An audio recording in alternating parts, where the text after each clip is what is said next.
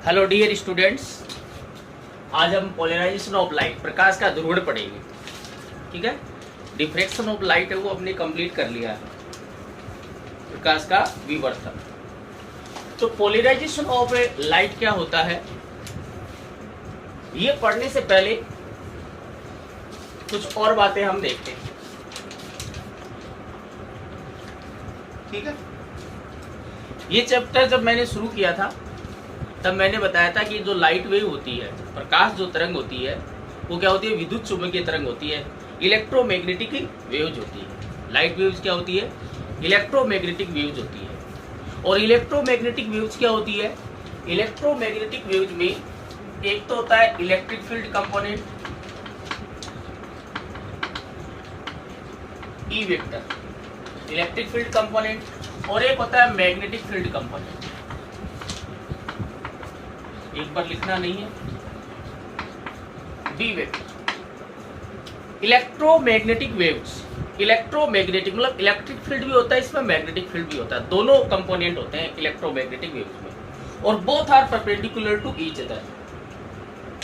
और ये दोनों direction of propagation of wave, जो तरंग संचरण की दिशा है उसकी भी क्या होते हैं, लंबवत होते हैं। तो हम चैप्टर नंबर जो 17 है, 17 का जो चैप्टर है, उसमें हम इलेक्ट्रोमैग्नेटिक वेव्स ही पढ़ेंगे, उसमें हम डिटेल में पढ़ेंगे इसमें। यहाँ पे तो हम छोटा सा कॉन्सेप्ट ले रहे हैं कि जो लाइट वेव जो होती है वो इलेक्ट्रोमैग्नेटिक वेव्स होती है।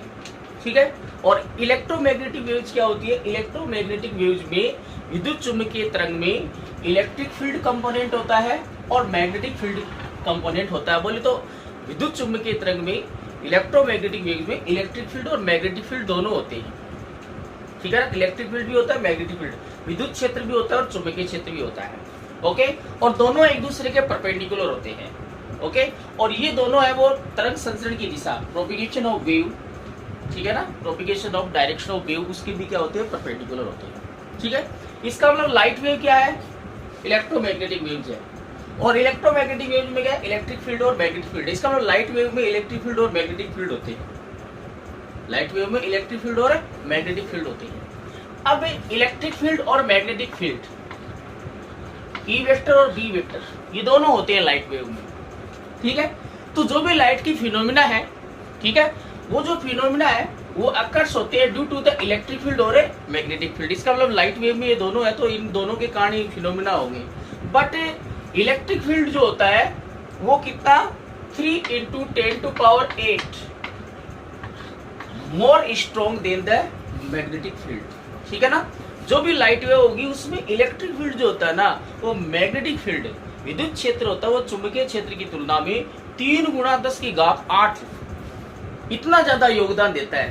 तो इतना ज्यादा योगदान देता है, इसका मतलब इलेक्ट्रिक फील्ड क्या है, ज्यादा रिस्पॉन्सिबल यही होता है, मैग्नेटिक फील्ड बहुत कम रिस्पॉन्सिबल होता है। तो जो भी अपने लाइट के जो फिनोमिना होते हैं, जो भी हमारे प्रकाश की जो घटना है, उसमें जो इलेक्ट्रिक फील्ड वेक्टर है, विद्युत क्षेत्र जो घटक है, उसका ही ज्यादा योगदान होता है। ठीक है ना, इसलिए हम क्या कहते हैं, इसलिए हम इलेक्ट्रिक जो वेक्टर होगा उसको प्रकाश वेक्टर भी बोलते हैं, उसको हम लाइट वेक्टर भी बोलते हैं। ठीक है ना, ओके ओके। पोलराइजेशन जो है, हमने देखा था जो मैकेनिकल वेव होती है, यांत्रिक तरंगे, वो 2 प्रकार की होती है, एक तो होती है लॉन्गिट्यूडनल और एक होती है ट्रांसवर्स। ठीक है, लॉन्गिट्यूडनल वेव क्या थी, जिसमें मीडियम के जो पार्टिकल है वो along to the direction of propagation vibrate कर रहे थे। ठीक है ना, लॉन्गिट्यूडनल वेव बोले तो अनुदैर्घ्य तरंग जो बोले तो उसमें माध्यम के कण वो तरंग संचरण के अनुदिश कंपने करते हैं। और ट्रांसवर्स वेव, अनुप्रस्थ तरंग बोले तो उसमें माध्यम के कण तरंग संचरण के अभिलंबवत कंपन करते हैं, perpendicular to the direction of propagation vibrate करते हैं। ठीक है, तो पोलराइजेशन जो है वो ट्रांसवर्स वेव का इंट्रिंसिक प्रॉपर्टी होती है, जो ट्रांसवर्स वेव्स है उसी की इंट्रिंसिक प्रॉपर्टी है। इसका मतलब पोलराइजेशन जो है वो ट्रांसवर्स वेव का ही होगा, लॉन्गिट्यूडनल वेव का नहीं होता है। पोलराइजेशन जो होगा वो कौन सी, अब हमें पता है कि जो पोलराइजेशन ऑफ लाइट है, that is also the phenomena of A wave nature of light. हम इस चैप्टर में लाइट की वेव नेचर पर जो बेस्ड जो फिनोमिना है वही तो पढ़ रही है। एक हमने इंटरफेरेंस पढ़ लिया, एक हमने डिफ्रैक्शन पढ़ लिया। ठीक है, उसमें तो हमने कहीं पे भी वेव का जिक्र नहीं किया। वेव होनी चाहिए, चाहे वो ट्रांसवर्स हो चाहे वो लॉन्गिट्यूडनल हो।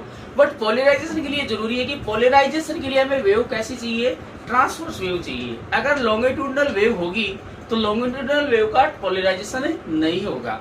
पोलराइजेशन तभी होगा जब वेव किस नेचर की हो, ट्रांसवर्स नेचर की हो। ट्रांसवर्स नेचर बोले तो कि वेव ऐसी होनी चाहिए जिसमें मीडियम के पार्टिकल है वो जो लाइट की जो डायरेक्शन है उसके परपेंडिकुलरली क्या करने चाहिए, वाइब्रेट करने चाहिए। ठीक है ना। तो पोलराइजेशन के लिए हमें जो वेव है उसकी नेचर क्या चाहिए, ट्रांसवर्स वेव है। ठीक है, तो ये कंपटीशन नेवी एयर फोर्स में भी बहुत बार क्वेश्चन आता है। ठीक है ना, कि पोलराइजेशन है वो उसकी नेचर क्या हो, लाइट की नेचर क्या होनी चाहिए पोलराइजेशन के लिए, वो ट्रांसवर्स नेचर होनी चाहिए। ठीक है ना, अगर लाइट है वो ट्रांसवर्स है तभी पोलराइजेशन होगा, अदरवाइज नहीं होगा।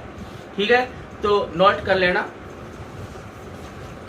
पोलराइजेशन ऑफ लाइट हम बाद में पढ़ेंगे, क्या होता है पोलराइजेशन ऑफ लाइट। पहले इसके जो बेसिक्स जो फंडे हैं वो देख लेते हैं। देखो, light wave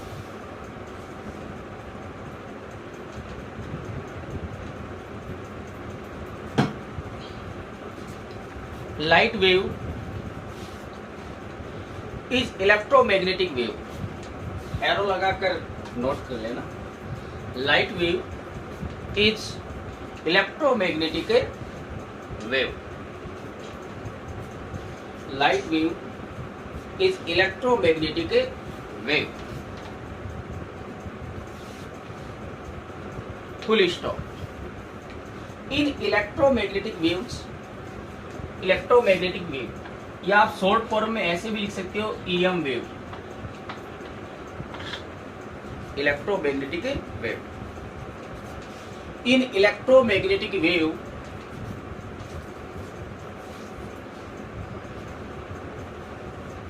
electric field vector, electric field vector कॉस्ट में लिखना E vector, electric field vector कॉस्ट में लिखना E vector, comma magnetic field vector कॉस्ट में लिखना B vector.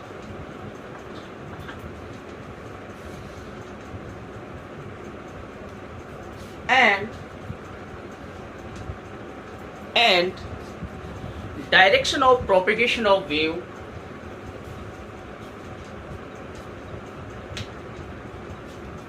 and direction of propagation of wave, इसके बाद में न्यूमेरिकल देना वो कहाँ गया, न्यूमेरिकल कहाँ की, direction of propagation of wave are perpendicular to each other.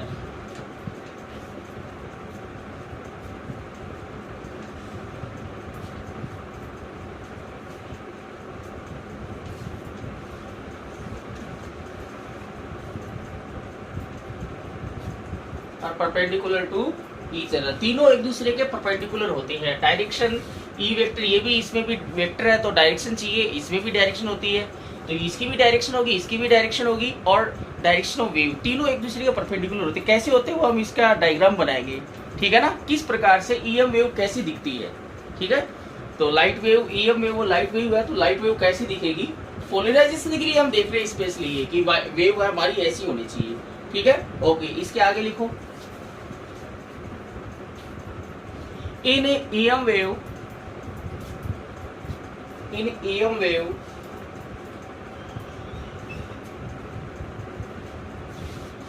Electric field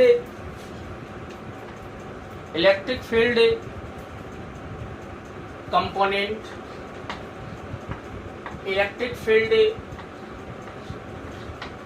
component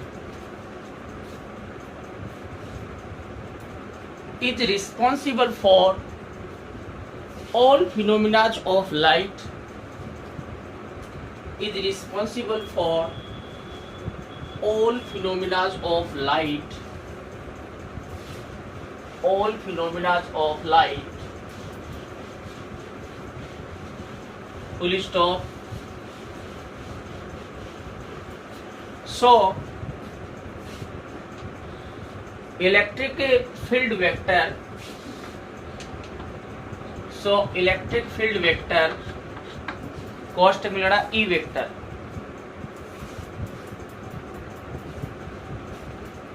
E vector is also called light vector, इसे लाइट वेक्टर भी बोलते हैं, ठीक है ना, क्योंकि ईएम वेव लाइट वेव होती है और ईएम वेव में दो वेक्टर होते हैं, ई वेक्टर और बी वेक्टर, मतलब लाइट वेव में दो वेक्टर होंगे, ई वेक्टर और बी वेक्टर, और ई वेक्टर और बी वेक्टर में ज्यादा रिस्पॉन्सिबल कौन सा, ई वेक्टर, तो इसका मतलब लाइट वेव है उसमें मेन क्या है, ई वेक्टर ही है, तो इसलिए ई वेक्टर को हम लाइट वेक्टर भी बोल सकते हैं, ठीक है ना। हिंदी मीडियम वाले बच्चे लिखेंगे आप, ठीक है, एरो लगा के लिखना, ऊपर ही हेडिंग डाल देना, प्रकाश का दुर्वर्ण, एरो लगा के नीचे लिखो। प्रकाश तरंगे विद्युत चुम्बकीय तरंगे होती हैं, प्रकाश तरंगे विद्युत चुम्बकीय तरंगे होती हैं, प्रकाश तरंगे विद्युत चुम्बकीय तरंगे होती हैं, विद्युत चुम्बकीय तरंगे मतलब विद्युत और चुम्बकीय दोनों क्षेत्र होते हैं इसमें, विद्युत और चुम्बकीय, ठीक है ना। पूर्ण विराम। विद्युत चुम्बकीय तरंगों में विद्युत क्षेत्र सदिश कॉस्ट मिलना ई वेक्टर, विद्युत चुम्बकीय तरंगों में विद्युत क्षेत्र सदिश कॉस्ट मिलना ई वेक्टर, कोमा चुम्बकीय क्षेत्र सदिश कॉस्ट मिलना बी वेक्टर, तथा तरंग संचरण की दिशा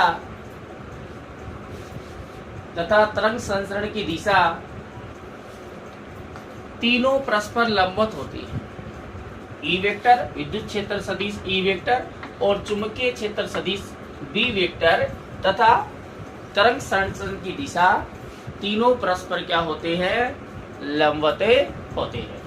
और मेरा आगे लिखो,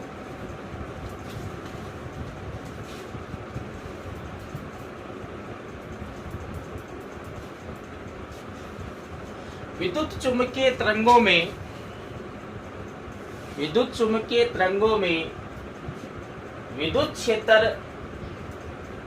विद्युत क्षेत्र घटक ही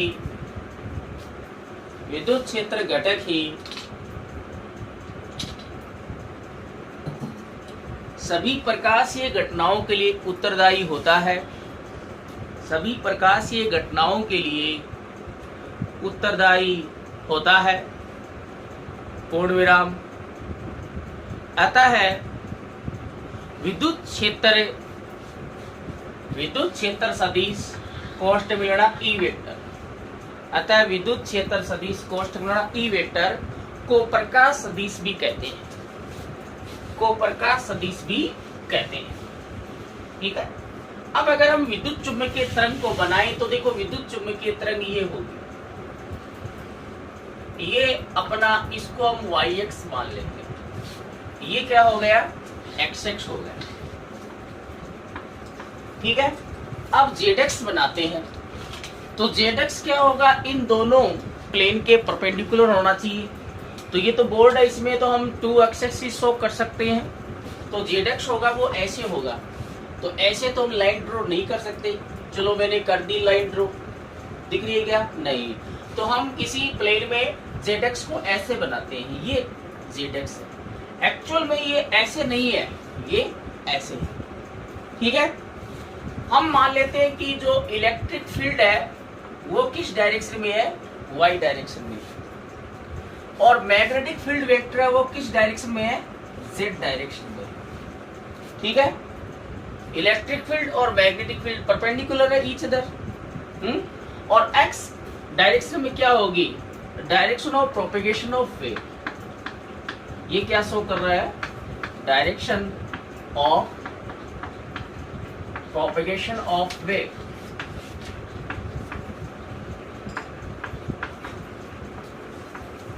ठीक है। ये तरंग संचरण की दिशा को व्यक्त कर रही है, ये एक्स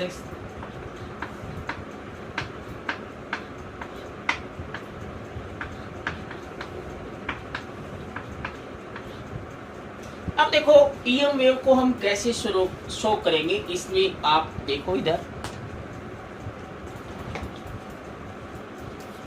पहले हम ये जो विद्युत क्षेत्र, देखो विद्युत क्षेत्र की है वो अलग एक वेव होगी, तरंग होगी, इलेक्ट्रिक फील्ड की अलग वेव होगी और मैग्नेटिक फील्ड की अलग वेव होगी। पहले हम इलेक्ट्रिक फील्ड विद्युत क्षेत्र की तरंग बना देते, इसकी वेव बना देते। ये वेव है वो इसी प्लेन में है ना, ये वाई तो इसी प्लेन में है, तो ये वेव ऐसे बन जाएगी। देखो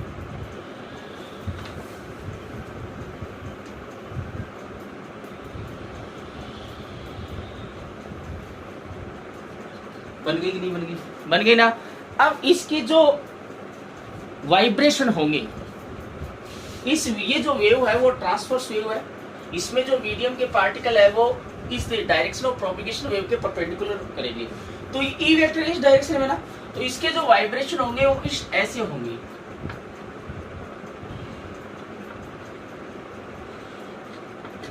इस डायरेक्शन में ही है ना।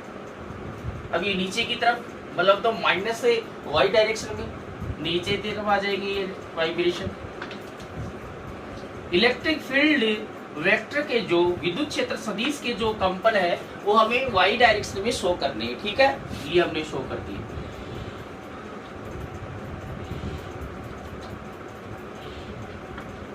ओके, अब हमें क्या बनाना है, अब हमें बनानी है मैग्नेटिक जो फील्ड है इसकी वेव बनानी है, चुंबकीय क्षेत्र की आपको तरंग बनानी है, लेकिन वो इस डायरेक्शन में। देखो जैसे ये जेड है तो ये वेव इससे, जैसे ये अपनी दीवार, ये एक दीवार क्या होगी, ये जो प्लेन है वो तो एक्स वाई है, तो एक्स वाई प्लेन में तो इलेक्ट्रिक वेव बन गई। ये अपना जो है वो है जेड, तो इसमें बनेगी ऐसे वेव, ऐसे बनेगी ये वेव, ठीक है, तो ऐसे नहीं बनाएंगे, इसके अलोंग चलो ऐसे वेव।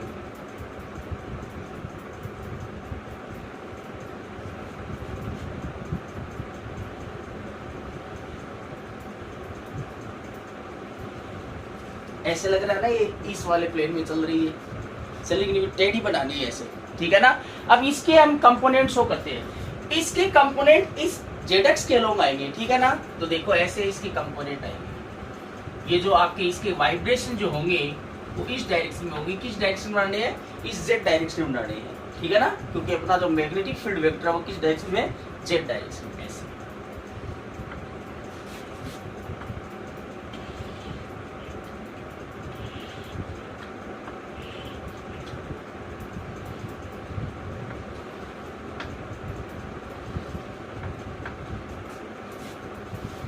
आ गया समझ में, ये अपनी ईएम वेव होगी, ये विद्युत चुम्बकीय तरंग होगी।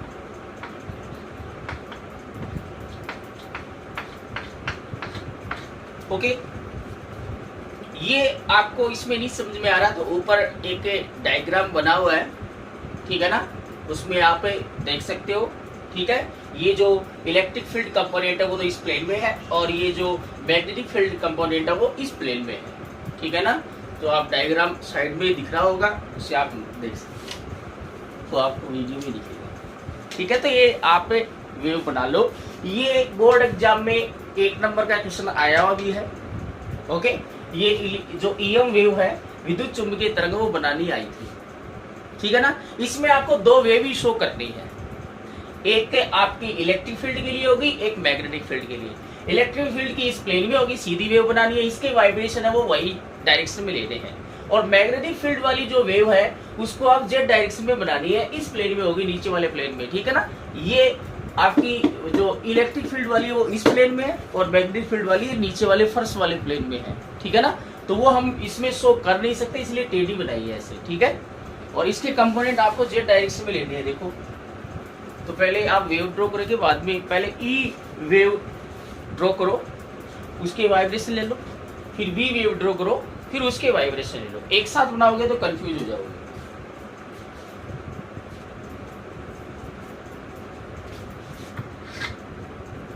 डायग्राम बना लेना ये।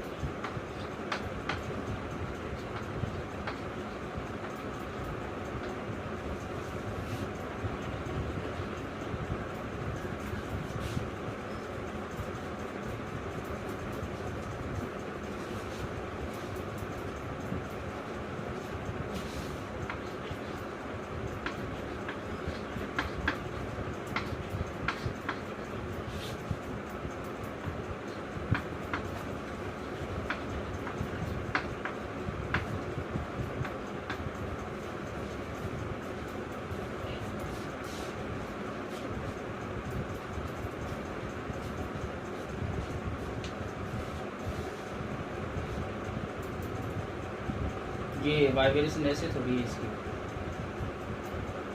उसके ई वाली तो ये होगी ना नीचे वाली, ये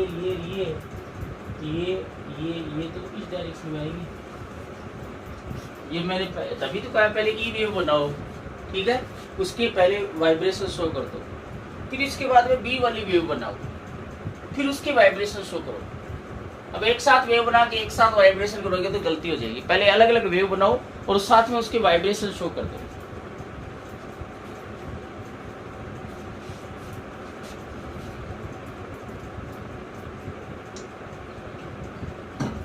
इसको हम चैप्टर नंबर 17 में भी दोबारा बनाएंगे। यहाँ पे बना रहे वहाँ पे बना लेंगे, 2 बार रिपीट हो जाएगी तो 2 बार आ जाएगा तो और भी अच्छे से क्लियर हो जाएगा।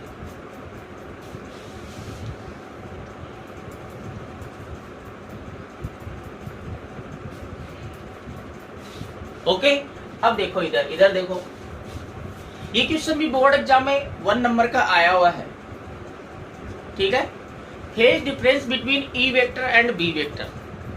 ई वेक्टर और बी वेक्टर में फेज डिफरेंस कितना है बताइए। फेज डिफरेंस बोले तो दोनों जो है वो कहां से प्रारंभ हो रही है, कहां से इनिशिएटिव है। क्या दोनों जीरो से ही, इसको जीरो से ही शुरू हो रही है कि नहीं हो रही, हो रही है ना। तो दोनों का फेज डिफरेंस 0 माइनस 0 कितना आएगा, फेज डिफरेंस 0 डिग्री आएगा। दोनों का जो इनिशियल जो फेज एंगल है वो एक ही है, दोनों एक ही जगह से स्टार्ट हो रही है, तो फेज डिफरेंस क्या आएगा 0। Angle between E vector and B vector. E vector और बी वेक्टर में एंगल कितना है, ई वेक्टर वाई डायरेक्शन में, बी वेक्टर कितना क्या है जेड डायरेक्शन में, एंगल कितना दोनों के बीच में 90 डिग्री है। तो एंगल 90 डिग्री होगा और फेज डिफरेंस क्या है 0 है। फेज डिफरेंस बोले तो उनका जो इनिशियल फेज है, फेज एंगल है, उनमें डिफरेंस। दोनों का इनिशियल है, वो इनिशियल कहां से शुरू हुई है, 0 से शुरू हो रही है, तो 0 माइनस 0 कितना आ गया 0 आएगा। लेकिन angle between E vector and B vector कितना आएगा 90 डिग्री। तो ये क्वेश्चन भी बोर्ड एग्जाम में 1 नंबर का आ चुका है, ठीक है ना, तो इसको भी नोट कर लें।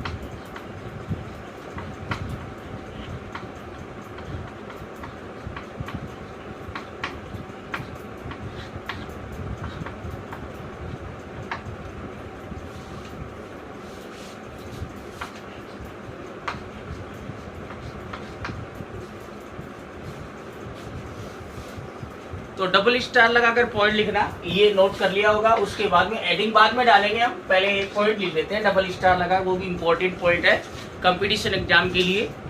डबल स्टार लगाकर पॉइंट लिखेंगे इंग्लिश मीडियम वाले बच्चे, ये नोट कर लिया होगा सबने। हिंदी मीडियम वाले बच्चे लिखेंगे कलांतर, ई वेक्टर व बी वेक्टर के मध्य, डायग्राम के नीचे ही बनाना है ये, के मध्य कलांतर। कलांतर कितना होगा 0 डिग्री होगा, क्योंकि ई वेक्टर और बी वेक्टर दोनों जो तरंगे हैं, ई के लिए और बी के लिए, दोनों एक ही बिंदु से शुरू हो रही है, तो कलांतर 0 होगा। लेकिन ई वेक्टर व बी वेक्टर के मध्य कोण कितना होगा, वो कितना होगा 90 डिग्री होगा, क्योंकि ई वेक्टर अपना वाई डायरेक्शन में है और बी वेक्टर अपना जेड डायरेक्शन में है। तो वाई और जेड दोनों के बीच में एंगल कितना होगा 90 डिग्री होगा। तो ये बोर्ड एग्जाम 1 नंबर क्वेश्चन आ चुका है, ठीक है। अब डबल स्टार लगाकर पहले एक पॉइंट लिखेंगे, लिखो इंग्लिश मीडियम वाले बच्चे लिखेंगे polarization, polarization is a intrinsic property of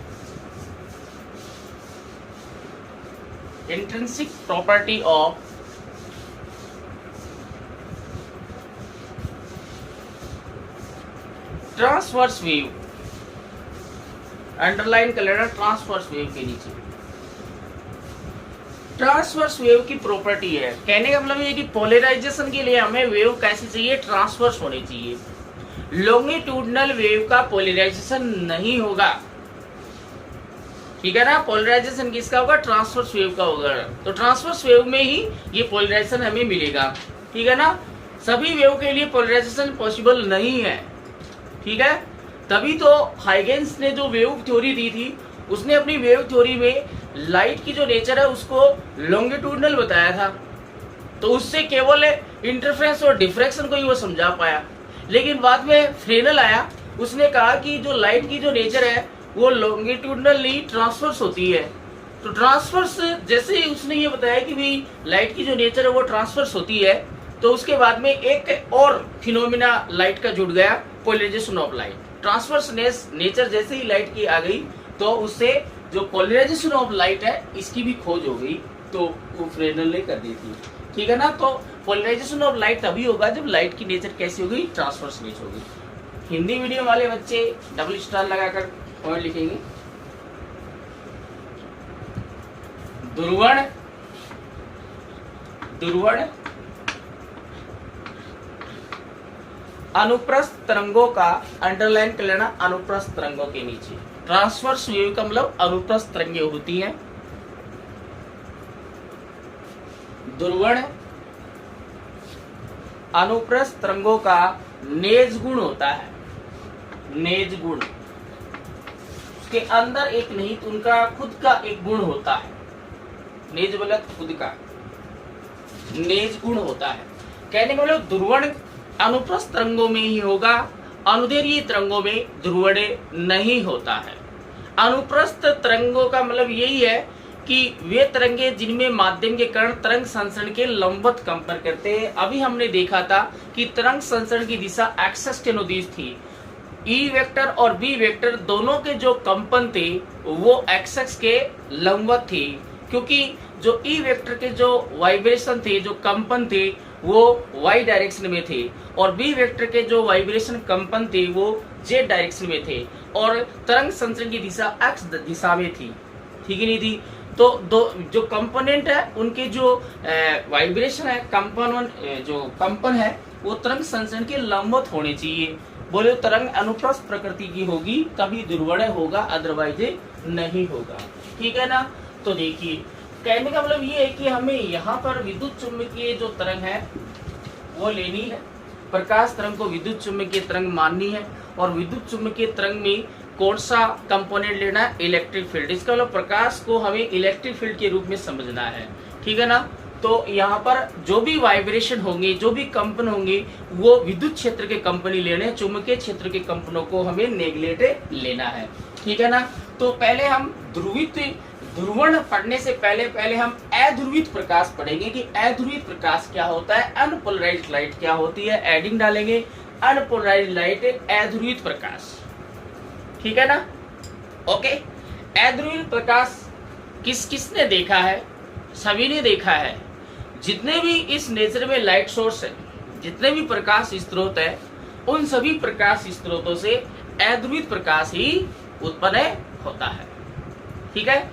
सूर्य से जो प्रकाश आ रहा है, बल्ब से जो प्रकाश आता है, लैंप से जो प्रकाश आता है, मोमबत्ती से जो प्रकाश आता है, दिया सलाई से जो माचिस से जो प्रकाश आता है, सभी से जो प्रकाश आ रहा है वो अध्रुवित प्रकाश ही होता है। ध्रुवित प्रकाश तो हमें किसी प्रक्रिया द्वारा बनाना पड़ता है, किसी उपकरण द्वारा हमें अध्रुवित प्रकाश को ध्रुवित प्रकाश में बदलते हैं, लेकिन सभी प्रकाश के अध्रुवित है। अब इसकी डेफिनेशन हम कैसे लिखेंगे, ठीक है। अध्रुवित प्रकाश एक्चुअल में होता क्या है, उसको हमें किस प्रकार से शो करेंगे वो हम देखेंगे। लिखो,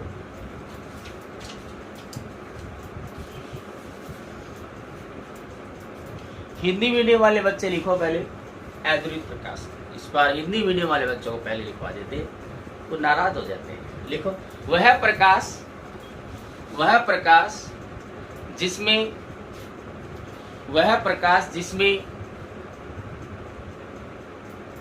विद्युत क्षेत्र सदिश कोष्ठ मिलना ई वेक्टर,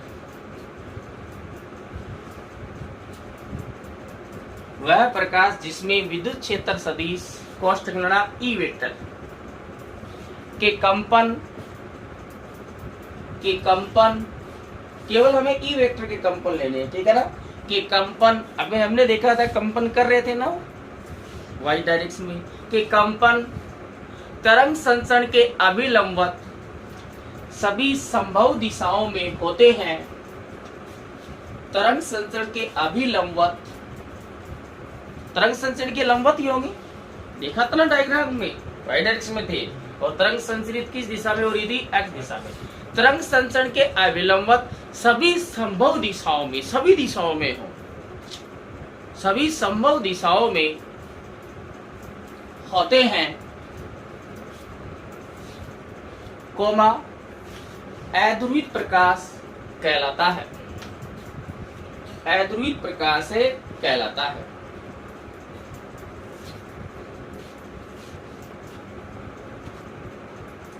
ओके, तो डेफिनेशन पूछी जाती है बोर्ड एग्जाम में, अध्रुवित प्रकाश को परिभाषित कीजिए। तो अध्रुवित प्रकाश में विद्युत क्षेत्र सदिश के जो कंपन है वो तरंग संचरण के लंबवत सभी संभव दिशाओं में होते हैं। इसके हम डायग्राम से समझेंगे कि कैसे होते हैं, ठीक है। ओके, एरो लगाकर नीचे एक कोट और लिखेंगे, सभी प्रकाश स्रोतों जैसे सूर्य, कोमा बल्ब,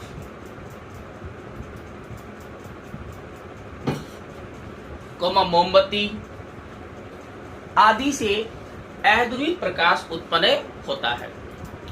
जितने भी आप दैनिक जीवन में प्रकाश स्रोत देखते हैं उन सब से अध्रुवित प्रकाश ही निकलता है, ठीक है ना।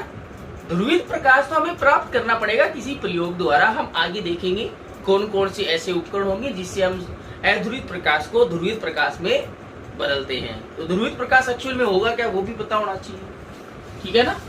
ओके, अब इंग्लिश मीडियम वाले बच्चे हेडिंग डालनी होगी, अनपोलराइज्ड लाइट लिखो, the light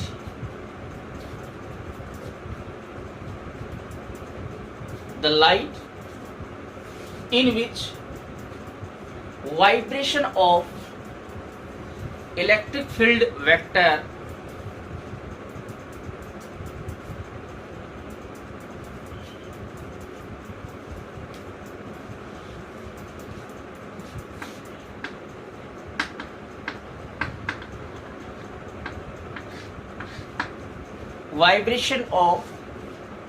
electric field vector cost बनना E vector are oriented बोला इंगित, ठीक है ना। ओरिएंटेड जानते हो ना क्या होता है, इंगित मतलब उस दिशा में इंगित होना। In all possible direction, in all possible direction perpendicular to the direction of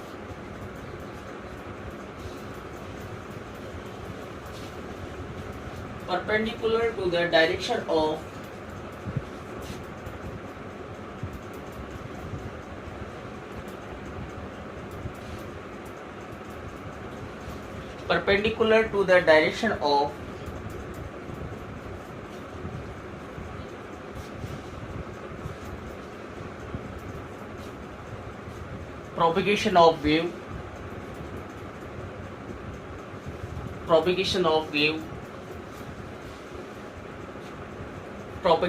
wave, comma is called unpolarized light.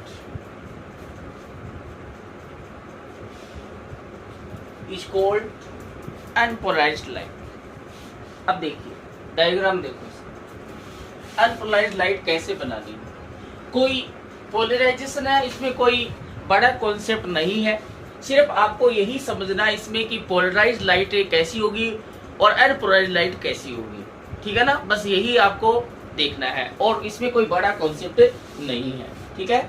Unpolarised light देखो कैसी होगी, ये कोई लाइट सोर्स है, ठीक है, और इससे कोई भी वेव प्रोड्यूस होगी, उस वेव में हमें इलेक्ट्रिक फील्ड कंपोनेंट शो करने हैं। वो जो इलेक्ट्रिक फील्ड के कंपोनेंट होंगे वो क्या होंगे, डायरेक्शन ऑफ प्रोपगेशन वेव के क्या होंगे, परपेंडिकुलर होंगे। जैसे ये आपने ले लिए, ये जो ये अपने वाइब्रेशन है, किसके वाइब्रेशन है, ये इलेक्ट्रिक फील्ड कंपोनेंट के वाइब्रेशन है, जो किस डायरेक्शन में है, ऑल पॉसिबल डायरेक्शन में है।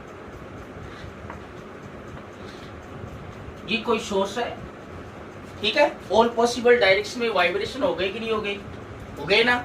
अगर मान लो direction of propagation wave, wave इस डायरेक्शन में जा रही है, तो सभी डायरेक्शन में क्या हो रहा है, जैसे मैं ये सन ले ले, ये सन है, ठीक है, इससे ये लाइट आ रही है, हम लाइट को हम स्ट्रेट पाथ पे ट्रेवल करवाते हैं, ये लाइट रे हो गई। अगर हम अनपोलराइज्ड लाइट को शो करें तो ये लाइट ऐसे प्रोड्यूस होगी, इसमें जो वाइब्रेशन होगी ऐसे होंगे, परपेंडिकुलर टू द ऐसे, ये ऐसे, मतलब ये आपका अगर पॉइंट ले तो ये वाइब्रेशन ये होगा, ये होगा, ये होगा, ये होगा, नीचे की तरफ भी वाइब्रेशन होगी, चारों तरफ वाइब्रेशन होंगे, इसके परपेंडिकुलर होंगे, मतलब इस लाइन के परपेंडिकुलर हमें ऐसे लाइन ड्रॉ करनी है, ठीक है। तो हमें अनपोलराइज्ड लाइट को ऐसे शो करना है। इसमें देखा जाए तो लाइट है वो, इसकी लाइट वेव की डायरेक्शन ये हो जाएगी ना।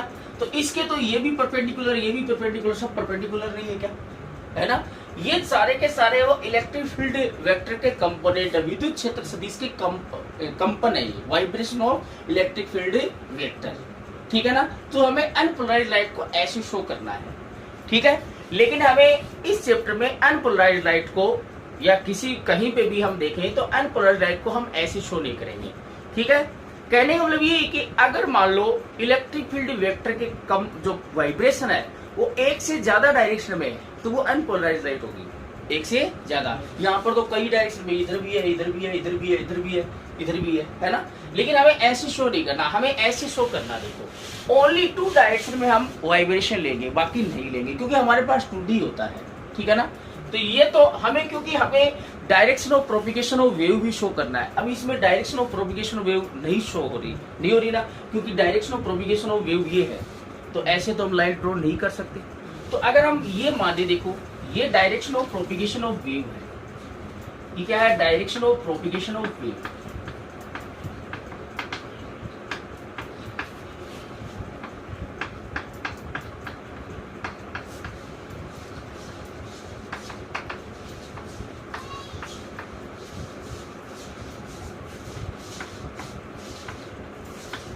ये तरंग संचरण की दिशा है,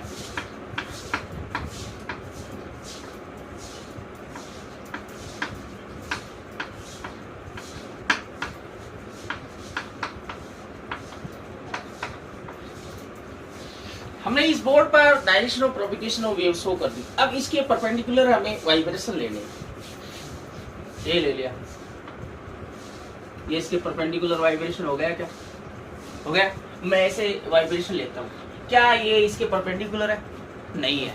तो हमें दूसरा, हम इसमें 2 ही वाइब्रेशन शो कर सकते हैं, एक तो वाइब्रेशन वो होगा जो इस प्लेन में होगा, और एक वाइब्रेशन वो होगा जो इस प्लेन के परपेंडिकुलर होगा, और प्लेन के परपेंडिकुलर होगा वो ऐसे वाइब्रेशन करेगा। तो ऐसे देखेंगे तो हमें तो ये एरो दिखेगा या पॉइंट दिखेगा ओनली, तो हमें ऐसे पॉइंट शो करने हैं, देखो ऐसे, ये वाइब्रेशन होगा, ओनली 2 डायरेक्शन में वाइब्रेशन शो करने हैं।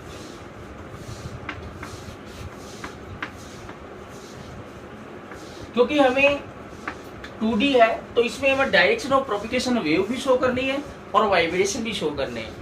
वाइब्रेशन है वो एक से ज्यादा डायरेक्शन में होगी, तो हम ओनली 2 डायरेक्शन में वाइब्रेशन ले रहे हैं। एक तो ये वाइब्रेशन है, ये वाइब्रेशन जो है, ये जो कंपन है वो तो इस प्लेन में ही है, और ये जो वाइब्रेशन है वो परपेंडिकुलर टू द प्लेन है। तो ये भी क्या होगी, अनपोलराइज्ड लाइट होगी। ओके, ये क्या है, अनपोलराइज्ड लाइट है। अनपोलराइज्ड लाइट को हम ऐसे शो करेंगे, बट इस चैप्टर में हमें ऐसे ही शो करना है, क्योंकि इसमें हमें direction of propagation of wave नहीं नजर आ रही है। इसमें direction of propagation of wave भी नजर आ रही है और वाइब्रेशन भी नजर आ रही है कि इस direction of propagation of wave के परपेंडिकुलर है। ये जो वाइब्रेशन है वो तो प्लेन में ही है और ये परपेंडिकुलर टू द प्लेन, 2 डायरेक्शन में रहे, और एक से ज्यादा अगर डायरेक्शन में वाइब्रेशन है तो अनपोलराइज्ड वेव होगी, ठीक है ना। ओके, और भी होंगे, ऐसे भी हो रहे हैं, लेकिन वो वाइब्रेशन हम शो नहीं कर सकते। ऐसे ऐसे भी ना परपेंडिकुलर, ऐसे भी इसके परपेंडिकुलर चारों तरफ है, लेकिन वो हम शो नहीं कर सकते, बोर्ड पे नहीं कर सकते ना। ओके, तो देखिए ये क्या होगी, अनपोलराइज्ड लाइट होगी। ये डायग्राम हो गया, अनपोलराइज्ड लाइट को हमें ऐसे शो करना है।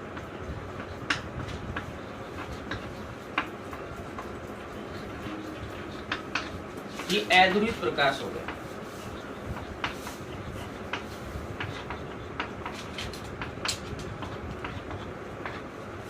वह जहां जहां देखो ये जो वाइब्रेशन है,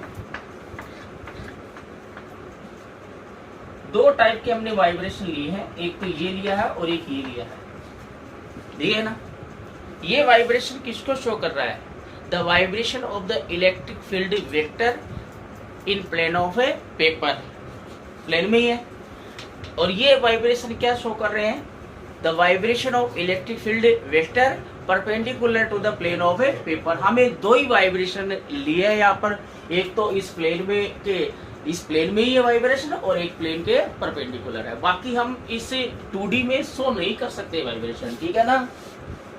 तो आप ये डायग्राम बनाकर नीचे ही लिखना, फिर वो आगे नोट कर लेंगे। हिंदी मीडियम वाले बच्चे भी नोट कर लेना, इसको फटाफट नोट करो। तो इसमें बस यही देखना है कि इसको हम ए बोल लेते हैं, इसको हम बी बोल लेते हैं। डायग्राम हमें अनपोलराइज्ड लाइट को ऐसे शो करना है इस चैप्टर में। कैसे ऐसे शो करना है, क्योंकि हमारे पास से 2D में ही होता है, कॉपी का जो पेज होगा वो भी 2D में होता है, बोर्ड भी 2D में, 3D में तो है नहीं। और कोई वाइब्रेशन हम बोर्ड पर शो नहीं कर सकते।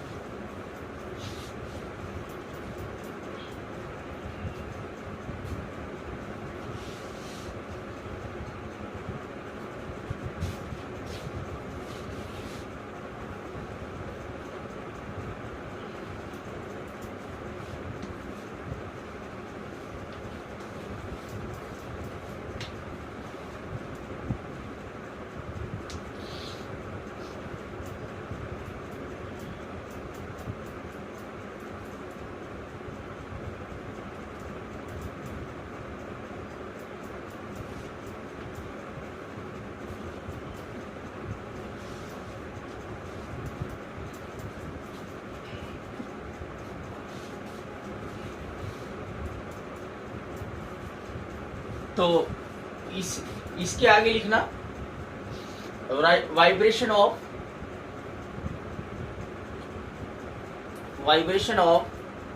ई vector, vibration of E vector in the plane of paper,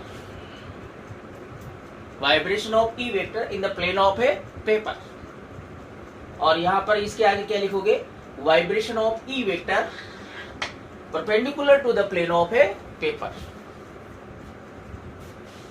vibration of E vector perpendicular to the plane of a paper। Hindi medium वाले बच्चे लिखेंगे,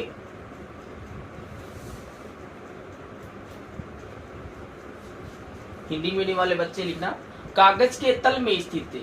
आपके पास कागज है, ठीक है ना, कागज है वो एक प्लेन ही है, और ये जो वाइब्रेशन, ये जो कंपन है विद्युत क्षेत्र के, वो तो आपके कागज में ही होंगे, बट ये जो कंपन है वो कागज के तल के क्या होंगे, लंबवत होंगे, ठीक है ना। तो हमें दो ही डायरेक्शन में, दो दिशाओं में ही कंपने व्यक्त करने, क्योंकि हमारे पास 2D में ही कागज होता है, ठीक है ना, इसलिए हम 2 डायरेक्शन में ही कंपन शो करेंगे। इसके आगे लिखना, कागज के तल में स्थित ई वेक्टर के कंपन, ई वेक्टर के कंपन। इसके आगे लिखना, कागज के तल के लंबवत, कागज के तल के लंबवत स्थित ई वेक्टर के कंपन, ठीक है। तो ये तो हमारी होगी अनपोलराइज्ड लाइट। अब हम पोलराइज्ड लाइट पढ़ेंगे।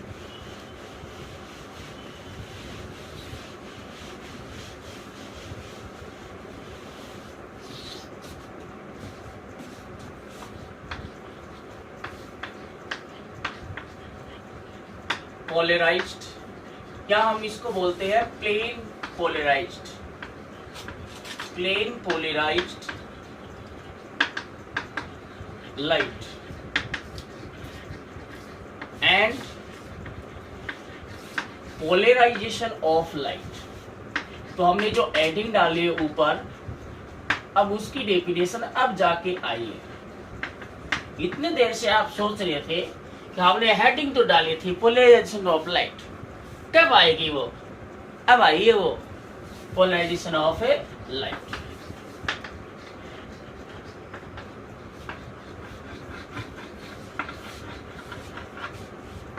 ध्रुवित या समतल ध्रुवित प्रकाश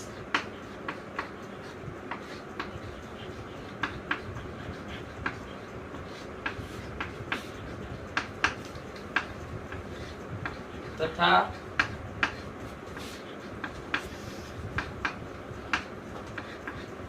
प्रकाश का ध्रुवण।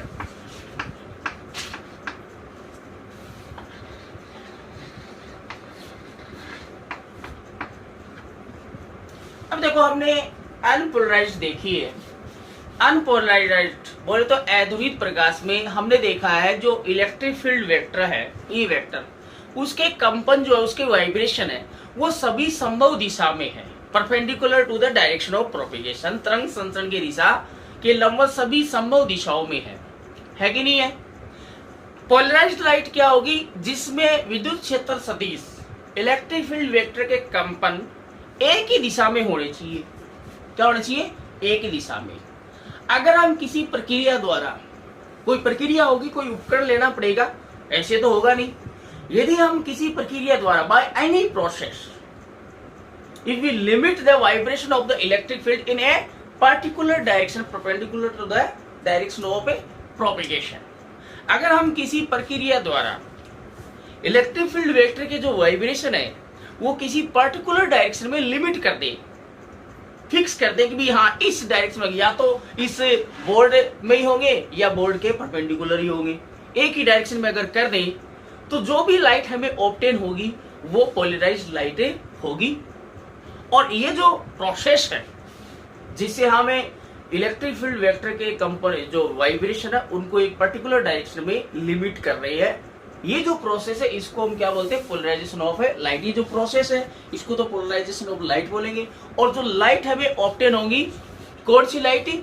जिसमें इलेक्ट्रिक फील्ड वेक्टर के जो वाइब्रेशन है वो एक पर्टिकुलर डायरेक्शन में होंगे, एक ही डायरेक्शन में होना चाहिए, किसी दूसरी डायरेक्शन में नहीं। अनपोलराइज्ड लाइट में तो हमें पता है कि जो इलेक्ट्रिक फील्ड वेक्टर के जो वाइब्रेशन होंगे वो सभी संभव दिशाओं में होते हैं, ऑल द पॉसिबल डायरेक्शन में होते हैं। बट अगर हम उनके वाइब्रेशन अगर किसी पर्टिकुलर डायरेक्शन में अगर लिमिट कर दें, ठीक है, सीमित कर दें, तो जो भी हमें लाइट ऑब्टेन होगी, ऐसी लाइट जिसमें इलेक्ट्रिक फील्ड वेक्टर के वाइब्रेशन ओनली सिंगल डायरेक्शन में हो, वो क्या होगी? पोलराइज्ड लाइट होगी। और वो हमें किसी एक्सपेरिमेंट से या किसी प्रैक्टिकल से या किसी हमें डिवाइस से, किसी इंस्ट्रूमेंट से ही ऑब्टेन करनी पड़ेगी, क्योंकि डायरेक्ट किसी भी लाइट सोर्स से जो भी लाइट हमारे पास आएगी वो अनपोलराइज्ड लाइट ही आएगी, पोलराइज्ड नहीं होगी। तो पोलराइज्ड लाइट ऑब्टेन करने के लिए हमारे पास अलग अलग यहाँ पर प्रोसेस होंगे, मेथड्स होंगे कि कौन कौन से यहाँ पर अलग अलग मेथड होंगे, उनसे हम अनपोलराइज्ड लाइट को प्लेन पोलराइज्ड लाइट में या पोलराइज्ड लाइट में कन्वर्ट करेंगे। वो कौन कौन से मेथड होंगे वो हम आगे देखेंगे, ठीक है ना? ओके, तो इंग्लिश मीडियम वाले बच्चे लिखो।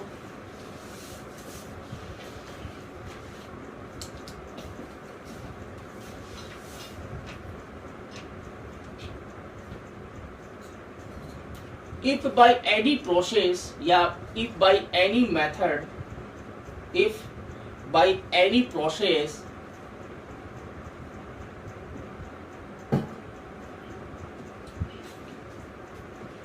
vibration of electric field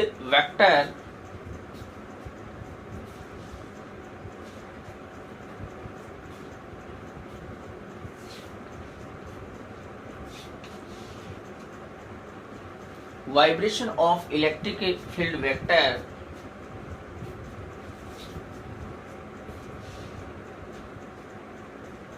of light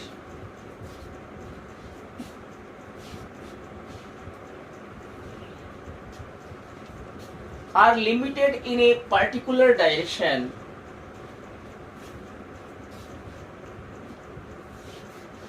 are limited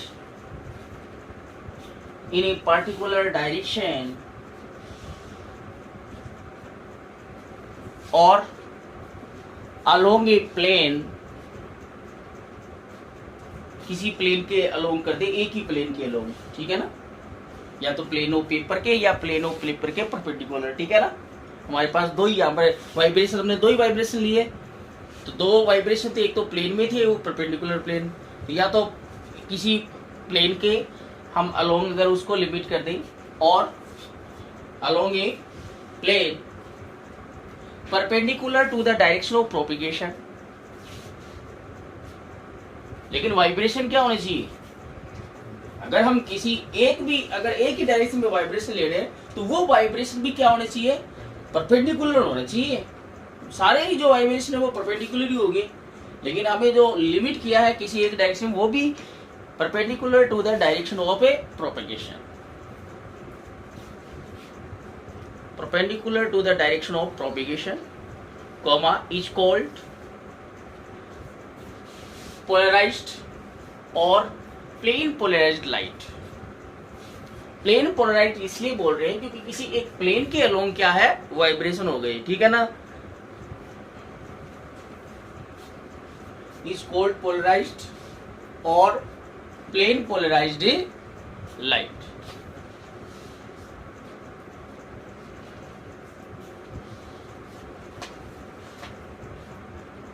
And this process is called polarization of light। ये जो प्रोसेस है जिससे हम अनपोलराइज्ड लाइट को पोलराइज्ड लाइट में कन्वर्ट कर रहे हैं, इस प्रोसेस को हम क्या बोलते हैं, पोलराइजेशन ऑफ ए लाइट, ठीक है ना।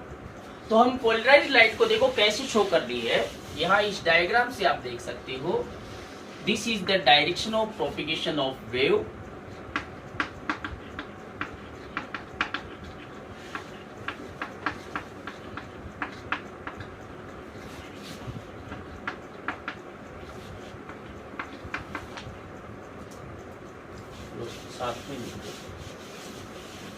ठीक है, तो ये अपने डायरेक्शन ऑफ प्रोपिगेशन वेव है, ठीक है।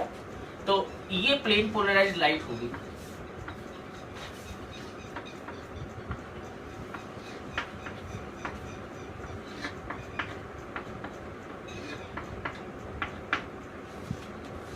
इसमें आप देखो वाइब्रेशन एक ही डायरेक्शन में है ना, इसी डायरेक्शन में या एक ही प्लेन में है ना, कौन से प्लेन में, इस बोर्ड पर ही है, प्लेन ऑफ पेपर में ही है, इसमें एक ही डायरेक्शन में क्या है, वाइब्रेशन है।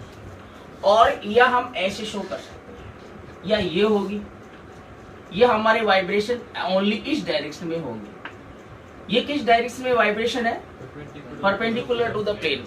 तो पोलराइज्ड लाइट या तो ये होगी या ये होगी, ठीक है।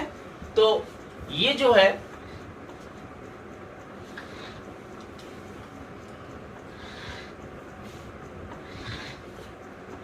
वो direction of propagation of wave है।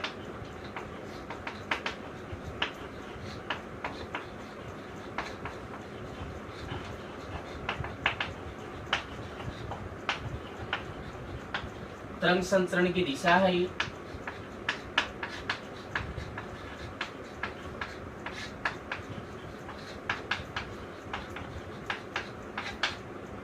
और ये हमारे पास पोलराइज्ड लाइट है। पोलराइज्ड लाइट को हम ऐसे शो करेंगे, ये ध्रुवित प्रकाश हो गया,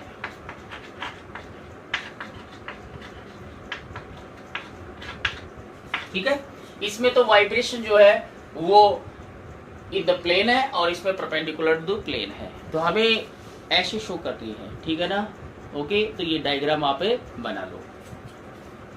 अनपोलराइज्ड लाइट हिंदी मीडियम वाले बच्चे लिखेंगे, यदि किसी प्रक्रिया द्वारा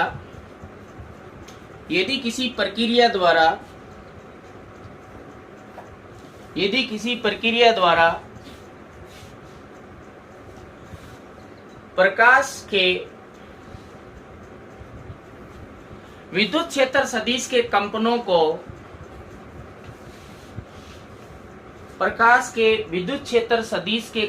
को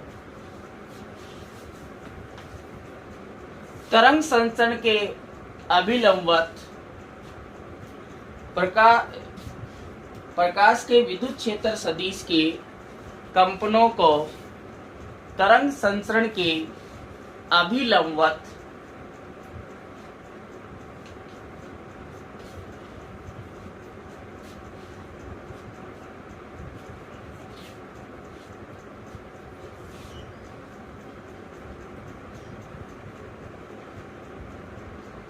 किसी निश्चित दिशा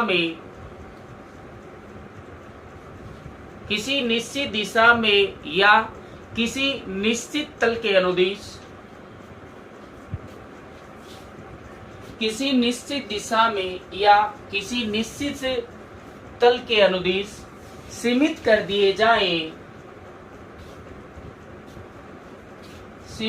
दिए जाएं तो प्राप्त प्रकाश ध्रुवित या समतल ध्रुवित प्रकाश कहलाता है।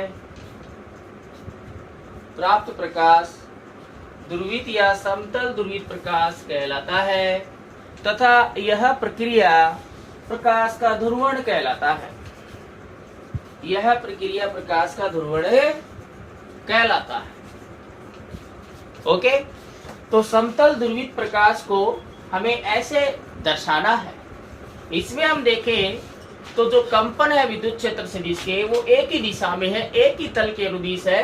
जो हमने जो बोर्ड लिया है, जो आपके पास जो कागज है, ये जो कंपन है वो एक ही दिशा में है। एक ही दिशा में है ना, इसी दिशा में है, या हम कहें एक ही तल के अनुदिश है, कागज के तल में स्थित है। और या तो हम ऐसे दर्शाएंगे समतल ध्रुवित प्रकाश को या ऐसे दर्शाएंगे। इसमें हम देखें तो जो कंपन है विद्युत क्षेत्र सदिश के वो कागज के तल के लंबवत है, एक ही दिशा में है। ऐसे ही है सभी कंपन इस बोर्ड के तल के लंबवत, ठीक है ना। तो ये आप डायग्राम में बना लेना।